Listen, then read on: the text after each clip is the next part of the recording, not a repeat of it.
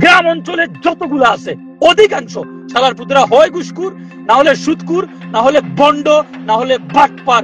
শালার পুতরা আমি ওমানে স্টিল নাও আছে, এমন কোন হালার পুতরাই বলতে পারবে যে একটা চুল পরিমাণ কোন সহযোগিতা করেছে জীবনের খারাপ সময়, দুঃসময়, কোন সময়।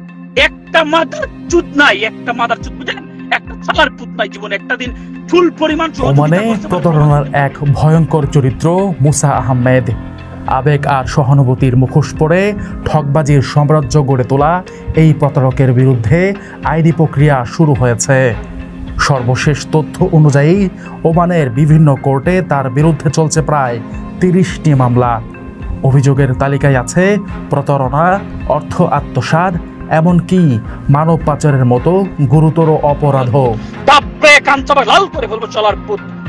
মুসার বিরুদ্ধে বিভিন্ন সময়ে যেসব অভিযোগ এসেছে তার প্রায় সবগুলোতেই পর্যাপ্ত তথ্য প্রমাণ পাওয়া গেছে। তবে বিভিন্ন সময়ে প্রভাবশালী দু একজন প্রবাসী এবং স্থানীয় একাধিক ওমানি সহযোগিতায় আইনের ফাঁক গলে বেড়ে যেতে সক্ষম হয়েছে সে। মুসার একটি অডিও ক্লিপ বিশ্লেষণ করে ধারণা করা গেছে তিনি একা নন। এই প্রতারণার চক্রে তার সঙ্গে জড়িত আরও 4 জন, যাদের মধ্যে 3 জন ওমানি এবং অপরজন মিশরের নাগরিক। 4 জন 5 জন মিলে একটা কাজ করি, 3 জন ওমানি আছে, আমি একজন বাঙালি, একটা কেরালার, একটা মিশরি। সম্প্রতি প্রভাস টাইমে সংবাদ প্রকাশের পর আরও অন্তত 20 জন ভুক্তভোগী যোগাযোগ করেছেন আমাদের সঙ্গে। তাদের দাবি মুসা শুধু বিনিয়োগ ভিসা নয়, ভুয়া টিকিট, ভুয়া লাইসেন্স, ওমানে ব্যবসা শুরু করে দেওয়ার নামে অর্থ আত্মসাৎ করেছেন। এখন সরব হয়েছেন কমিউনিটি নেতারাও, যদিও তাদের মন্তব্য মানবিকতার মুখোশ পরে যে এত বড় প্রতারণা সম্ভব তা তারা কখনো কল্পনাও করতে পারেননি।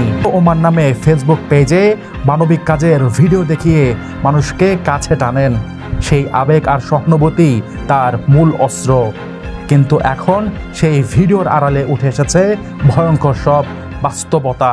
একটা আমার সাধারণ ইয়াটারে আমার শেষ করে দিছি, স্বপ্নটারে যা কিছু তারে দিছি, মারিয়ে দিয়ে বই দিছি। আমাকে ট্রেড লাইসেন্স করে দিবে বলে হ্যালো ওমান নামের ফেজের কর্ণধর মুসা ভাই আমার থেকে টোটাল আমি ওনাকে 1262 রিয়াল পেমেন্ট করে থাকি।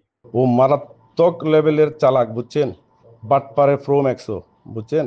তো সে মানুষকে খুব সহজে কনভিন্স করতে পারে, মানুষকে বুঝাইতে পারে, কিন্তু নিরীহ অনেক লোকের টাকা খেয়ে ফেলছে। বিনিয়োগ ভিসার আশ্বাসে শুধু 1-2 জন নয়, শতাধিক প্রবাসী নিঃস্ব হয়েছেন।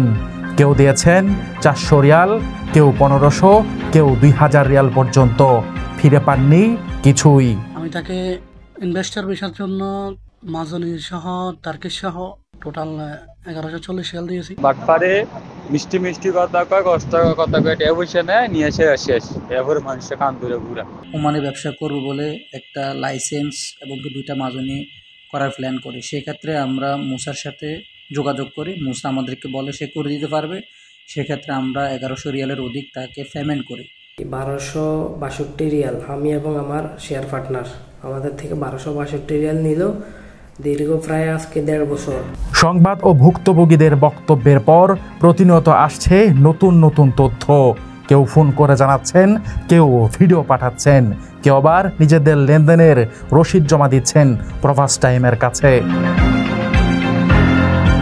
যেন এই প্রতারককে ঘিরে এখন শুধু ক্ষোভ নয়, তৈরি হয়েছে ভয়।